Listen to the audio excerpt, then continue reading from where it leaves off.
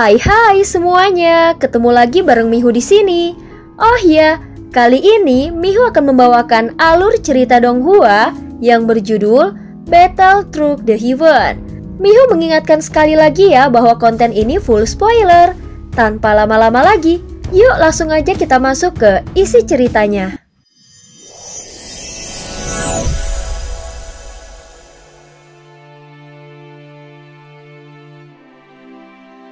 Melanjutkan dari kisah sebelumnya.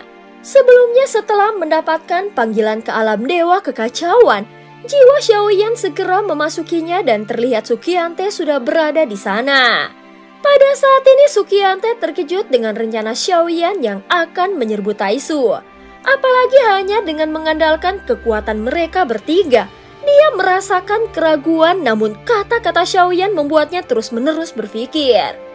Tidak peduli bagaimana situasinya akan berkembang ke depannya, bagaimanapun kesan yang harus diberikannya kepada Suqiante tidak boleh sederhana.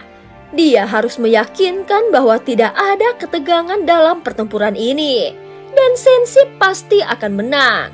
Dengan mengarahkan cara berpikirnya, juga merupakan trik untuk mematahkan kondisi pikiran Suqiante, sehingga membuatnya percaya bahwa itu juga akan menjadi salah satu variabelnya. Sebelumnya Xiaoyan telah membuat pengaturan dan Keiyun harus memimpin pasukan alam dewa kuno ke inti Taisu sesegera mungkin. Di sepanjang jalan, Xiaoyan juga telah meninggalkan jejaknya, dan Keiyun bisa mengikuti Xiaoyan berdasarkan tanda tersebut. Setelah Xiaoyan dan Ye Beijing pergi, Keiyun kembali ke alam dewa kuno secepat mungkin, dan segera memanggil semua orang kuat di alam dewa kuno. Dan setelah beberapa saat, ratusan Batra berangkat secara bersamaan dan berlayar menjauh dari alam dewa kuno.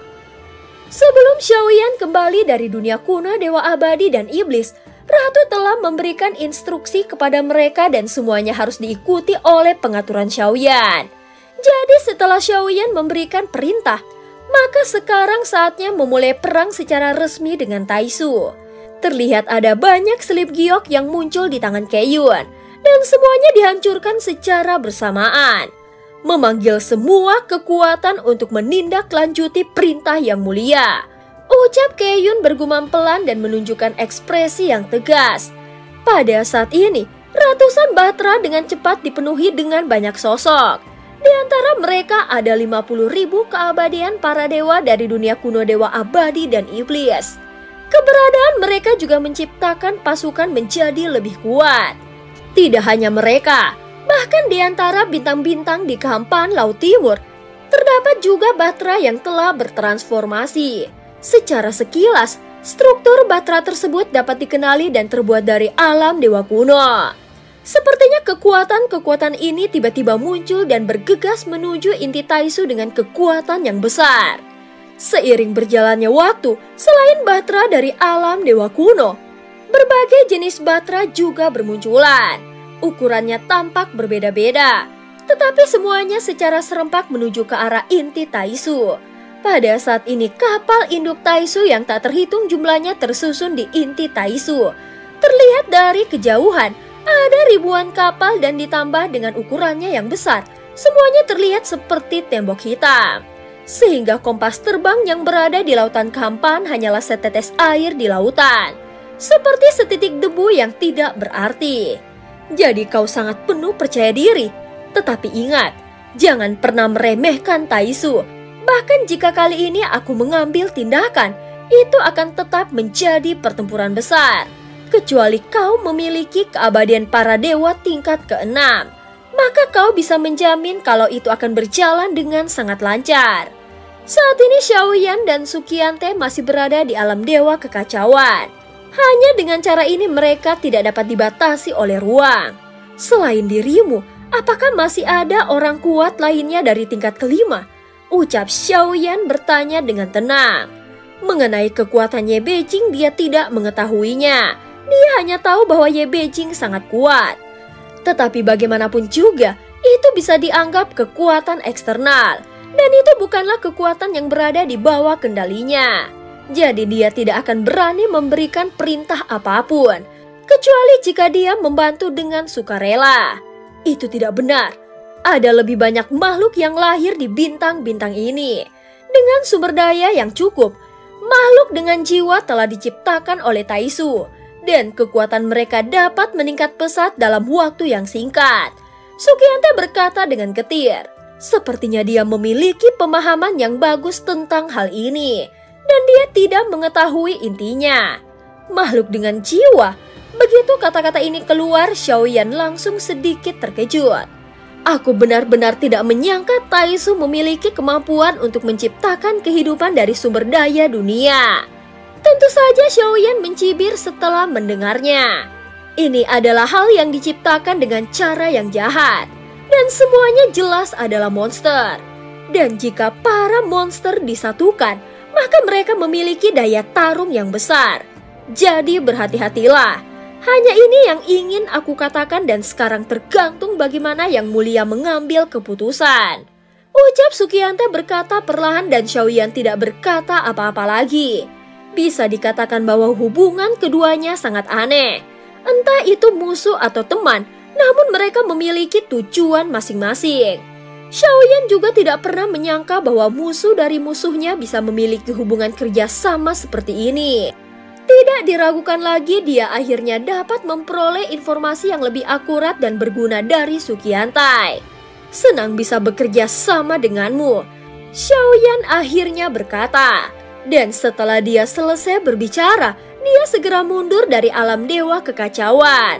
Lagi pula dia bukanlah satu-satunya yang berada di atas kompas terbang. Walaupun Xiaoyan belum membuka matanya, namun dia bisa merasakan kehangatan datang dari pelukan Ye Beijing. Ketika Xiaoyan membuka matanya, dia melihat Ye Beijing sedang berbaring di pelukannya. Saat Xiaoyan sedang berbicara dengan Sukyantai, Ye Beijing benar-benar tertidur lelap tanpa merasa tidak nyaman. Dia tampak begitu santai sehingga Xiaoyan tertegun sejenak. Seolah-olah dia merasa tidak masalah. Apakah dunia ini bertahan atau hancur? Dia bahkan berani marah dan bersuara serta melepaskan emosinya tanpa ada keraguan sedikitpun. Dengan karakter seperti dirinya, di mata orang lain tidak ada niat atau pikiran lain yang ada di dalam benaknya selain kesenangan. Saat ini Xiaoyan masih menatap wajah cantiknya yang berbaring di pelukannya. Ye Beijing tampak tersipu dan sudut mulutnya sedikit terangkat. Seolah-olah dia sedang mengalami mimpi indahnya. Baru setelah ada bagian tubuhnya yang bergetar, Xiaoyan menyadari ada sesuatu yang salah. Ye Beijing perlahan membuka matanya yang penuh dengan cahaya musim semi. Dan Xiaoyan segera mengalihkan pandangannya. Wajah cantik Ye Beijing menatap Xiaoyan dengan lembut dan tangannya segera membelai pipinya. Saat ini Xiaoyan memalingkan wajahnya. Adapun Ye Beijing, dia segera berdiri dari pelukannya dan segera menatap Xiaoyan dengan tatapan sedingin es. Segera dia langsung tersenyum manis. Dengan kecantikanku, semua orang di dunia ini akan iri kepadamu. Kau bisa memilih untuk duduk seperti biasa. Meskipun cinta itu sulit, namun bukan berarti tidak berperasaan. Ye Beijing perlahan membuka matanya. Dan nafasnya yang berhembus seperti aroma lembut harum dari bunga. Hanya dengan menghirupnya akan membuat orang merasa bersemangat. Apalagi setelah mendengar kata-katanya, meskipun dengan anggur itu mungkin sulit untuk menaklukkan Xiaoyan. Tetapi semakin sulit dia mendapatkannya, Ye Beijing semakin bersemangat.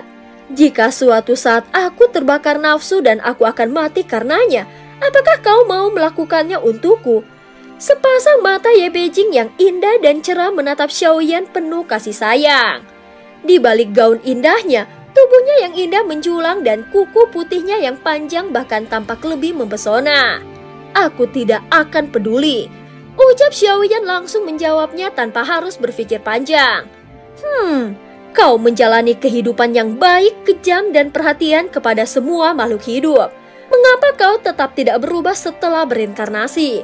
Metode kultivasi gandaku dapat memberimu terobosan besar dalam tingkat kekuatan. Kau terobsesi dengan ketekunan, maka akan sangat bagus jika kau dan aku melakukannya.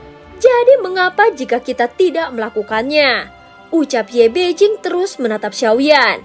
Dia tidak marah dan hanya menatapnya dengan bingung.